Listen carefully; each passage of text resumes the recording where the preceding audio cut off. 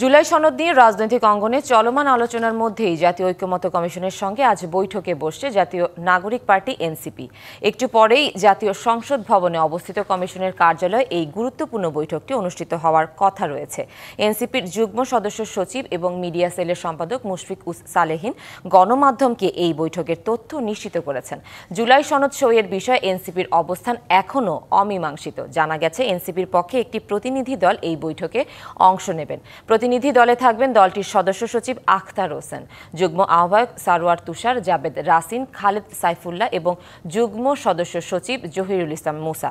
ধারণা করা হচ্ছে এই বৈঠকে জুলাই সনদের বিভিন্ন দিক এবং এটি বাস্তবায়নের রূপরেখা নিয়ে কমিশনের সঙ্গে বিস্তারিত আলোচনা করবেন এনসিপি নেতারা। এর আগে গত 17 অক্টোবর ঐতিহাসিক জুলাই সনদ স্বাক্ষর অনুষ্ঠান অনুষ্ঠিত হয়। সেই অনুষ্ঠানে বাংলাদেশ জাতীয়তাবাদী দল বিএনপি ও জামায়াতে ইসলামী সহ মোট 24টি রাজনৈতিক দল একযোগে সনদে স্বাক্ষর করেন।